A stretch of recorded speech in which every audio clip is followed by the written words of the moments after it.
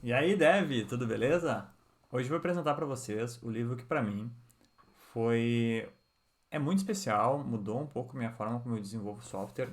Eu li ele lá quando eu estava no início da minha carreira. Eu reli ele há pouco tempo atrás, porque eu acho que ele é bom a gente relembrar um pouco dessas boas práticas. Eu tô falando do Clean Code, tá? Esse livro foi escrito pelo Uncle Bob. É um baita de um livro. Ele apresenta diversas práticas sobre como a gente tem que deixar, pode fazer o nosso código ser um pouco mais legível para outras pessoas, tá? E o Clean Code é basicamente sobre isso que a gente fala. Então, bora aprender um pouquinho sobre o que eu considero de relevante no Clean Code. Então, solta a vinheta!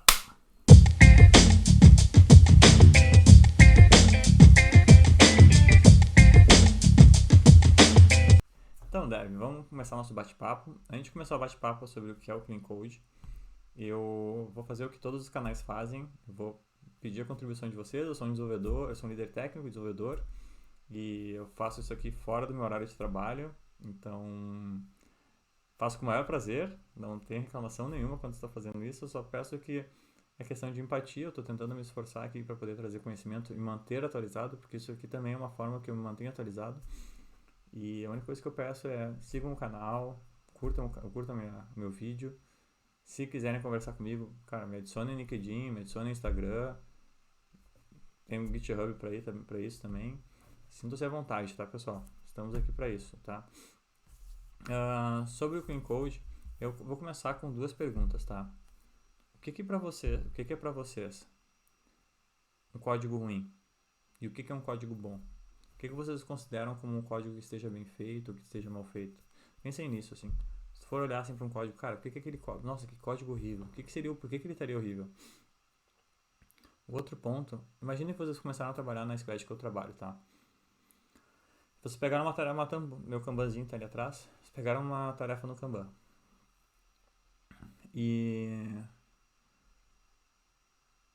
o que você levaria mais tempo? Para fazer a tarefa ou para entender um código? Agora pensem, vocês entraram no projeto, vocês têm que olhar documentação, vocês vão ter que entender o contexto da empresa, entender regras de negócio e olhar o código para entender. Agora imagine se vocês for entrarem num projeto que não tem documentação, as regras de negócio eram baseadas em pessoas, e as pessoas saíram e tu só tem o código para desenvolver. E o código está mal escrito, está mal feito, assim, meu Deus, tem uma coisa que tu não consegue entender, cheio de coisa errada, assim, coisa feia. O que tu levaria mais tempo, para desenvolver a tarefa ou para fazer isso no código? Difícil, né? Provavelmente tu levaria muito mais tempo na questão de entender o contexto, tá? Foi pensando nisso, não nessa parte de documentação, tá? Essa documentação também é algo que eu considero como um clean code, tá? Ter documentação, ter OpenAPI, quando a gente está trabalhando com serviços REST, e assim por diante, eu acho que isso tudo faz parte de a gente ter um clean code, tá? Porque o clean code nada mais é do que ter um código legível. Porque, pessoal, vamos falar a verdade, a gente trabalha na área de tecnologia, a área de tecnologia tem gente mudando de empresa o tempo toda hora, o mercado é super aquecido. Como é que tu vai deixar um código que pro próximo que for pegar aquilo ali que não, de uma forma que não seja entendível? E o clean code é isso, é a gente fazer com que as outras pessoas possam ler o nosso código, tá? Até com vocês, né? Porque a gente pode pegar o código depois de anos, meses. A gente tá no projeto, voltou pro projeto, dentro da própria empresa, pode acontecer, tá? O primeiro ponto que a gente vai trazer do clean code é a questão dos nomes.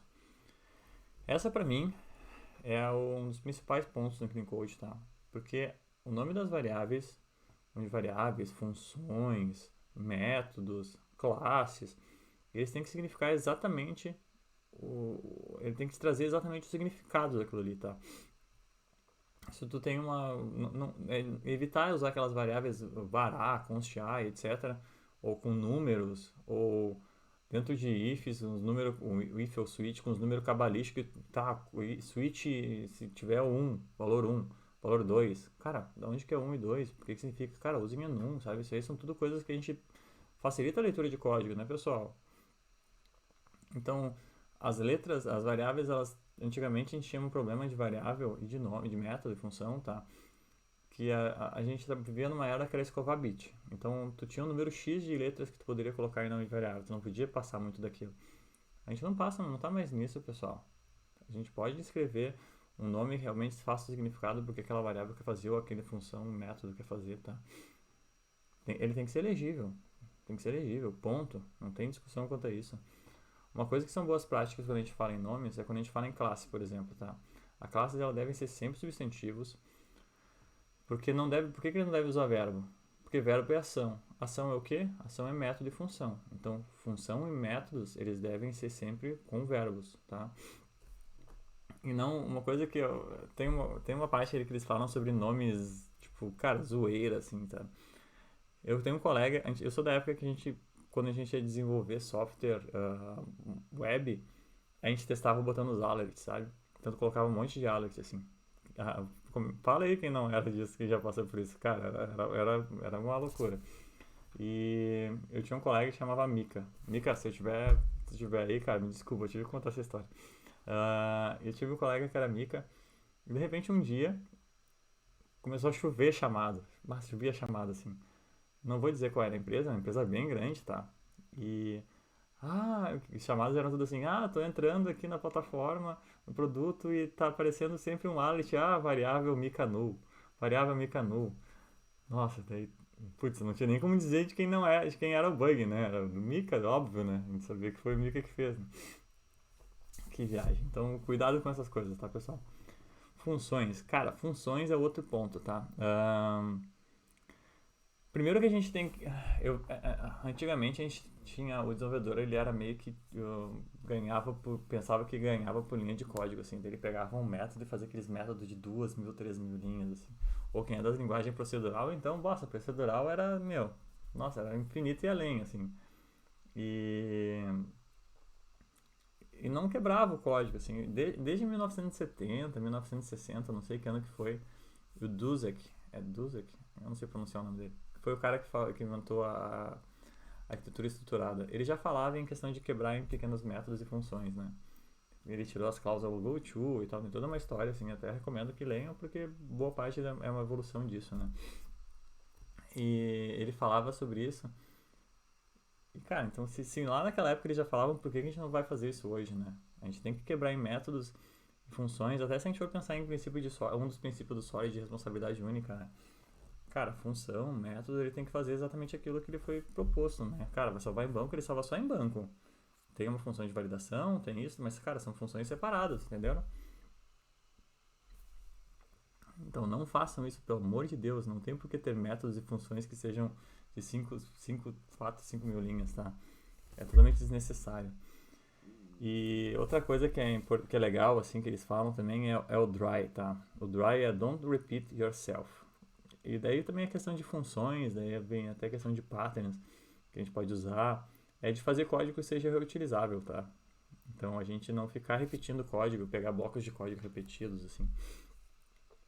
Esse é um ponto bem bacana que também a gente tem que pensar quando a gente quer ter um código limpo, né? Outra coisa que falam muito, que daí é até meio polêmica, é a questão de comentário. Todo mundo tem alguém na família ou conhece alguma pessoa que seja acumuladora. Pessoal, se vocês não têm, parabéns. Eu tenho acumulador na família e o que o acumulador faz? Ele tem uma dificuldade muito grande de pegar e se desfazer das coisas, sabe? E existe acumulador de lixo em código? Tem. Aquelas pessoas que pegam aqueles blocos de código, vou desenvolver, daí vai lá e comenta o blocão de código, desenvolve, e daí tem um outro bloco de código comentado e desenvolve. Meu Deus, aí tu vai ver assim, vem aqueles pull request com aquele monte de comentário assim. Não tem como tu passar aquilo, sabe? Aquilo ali é acumulador de lixo em código. Fato, pessoal. Não façam isso por nada. A gente trabalha com versionamento, não tem porquê. Antigamente até tu tinha e tal, hoje em dia não tem porquê, pessoal. Tá? Simplesmente versione seus códigos, só isso, tá? Evite comentários, aqueles comentários, não ficou bonito, mas fiz porque foi a única forma que funcionou. Ou não mexa aqui, porque aqui é a treta do Armagedon. Tem uns comentários muito loucos, assim, sabe? O comentário não quer dizer que tu não possa usar comentário só, tá? Tu pode comentar para facilitar o entendimento? Pode. Mas o comentário não compensa código ruim, tá? Tu tem um código comentado, não compensa código ruim, tá? Então, o código tem que ser legível e o comentário pode auxiliar nisso, mas não evitem também ficar colocando comentários demais, tá? Porque fica bem feio o código também. Um outro ponto é a questão de formatação. O que é formatação? Galera, pega um código e o código não está indentado. O código com tudo isso daí ainda não é indentado. É impossível. Ou então aqueles, tipo, cada coisa com uma linha com um espaço em branco. Nossa, chega a me dar um tique quando eu vejo um código assim, pessoal. Não sei como é que vocês são, tá?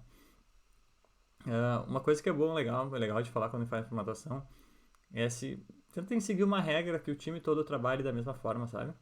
Isso auxilia até na leitura do código, que tu consegue entender um pouco melhor como funciona o código.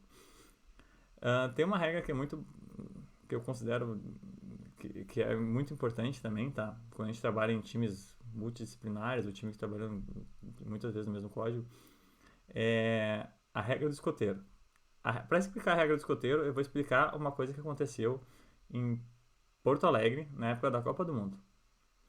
Em Porto Alegre, eu sou de Porto Alegre, eu sou colorado, tá aqui até meu cavalinho ali, ó, que eu sempre deixo ali. Sou coloradão mesmo, sofredor, sofro bastante. Ultimamente estou invencido, mas sofro. E teve um jogo, não lembro qual país da Ásia que foi jogar em Porto Alegre, que aconteceu uma coisa que pra mim foi totalmente surreal, assim. Eu tava acostumado com o jogo do Brasil, jogo da Argentina, jogo dos países da América do Sul. O que acontecia? As pessoas iam lá, usavam Beira-Rio, usavam tudo, cara, saíam do jogo, deixavam todo aquele monte de sujeira e tal. Quando veio um país asiático, eu não vou lembrar qual que foi, eles pegavam suas sacolinhas, eles chegaram com sacolinhas, tá? Eu lembro que eu tava nesse jogo, só não lembro qual que foi o país. E eles começavam a botar tudo, os lixinhos deles, tudo dentro da sacolinha e foram embora. O Beira-Rio saiu como se não tivesse entrado ninguém ali. Então a regra do escoteiro é isso. Se tu entra no código, deixa ele melhor do que estava. Ponto. Melhora o código, tá? Essa é a regra do escoteiro. A regra dos asiáticos no Beira-Rio também, tá? O último ponto que eu acho aqui que eu anotei como pontos principais é a questão dos testes, né? Como é que a gente vai falar de código limpo se o código não é testável? Tem que ser testável, tá, pessoal? Testes unitários hoje não tem mais desculpa para não se fazer, tá? E tem uma coisa que eles falam que é muito importante, além do código de boa parte separar em funções para eles serem mais testáveis, mais reutilizáveis, etc, porque eles têm uma responsabilidade única, eles têm que ser testados, né? E eles falam, além disso, eles falam de um princípio que é muito legal, que é o princípio do first, tá? Que é rapidez, então o teu teste tem que ser rápido, ele tem que ser independente, então eu tenho que ter testes para funções de forma independente, sem que um teste dependa de outro. Então são testes independentes. Cara, legal isso daí, né? E outro é repetitividade. O que é repetitividade? Repetitividade, aí tá uma coisa que é muito difícil de ser feita, mas faz total sentido. O teste tem que ser repetível em diversos ambientes. Então, eu tenho que... aquele mesmo teste tem que funcionar no ambiente de desenvolvimento, assim como tem que funcionar no ambiente de homologação, assim como tem que funcionar no ambiente de produção. Por quê, pessoal? Porque senão a gente pode criar ou um problema do bug, ou criar uma desculpa para o bug. Isso que eles falam no livro, tá? O que seria a desculpa do bug? Deu bug porque eu não consigo testar em tal ambiente. Ou então, é que na verdade não é uma desculpa, é uma realidade, né? Se tu não consegue, por exemplo, se eu não testar aquilo ali no ambiente pré-produção, no ambiente de homologação, é bem provável que eu não consiga fazer um teste realmente fidedigno, tá? Então ele tem que ser repetitivo em vários ambientes, tá? Outra coisa é que todos os testes têm que ser autovalidáveis. O que são autovalidáveis? Eles têm que retornar booleano. Tem que fazer tal coisa e esperar tal coisa. E ponto, tá? Então, o que eu anotei hoje de Clean Code são isso, tá? Então, são alguns pontos. A gente agora tem outros, mas os outros eu fiz um resumo aqui. Para pegar todos os pontos, eu recomendo que vocês leiam livros, tá? O livro é muito bom, é uma baita uma literatura, eu acho que é importante para qualquer nível de senioridade. Quem não leu ainda, por favor.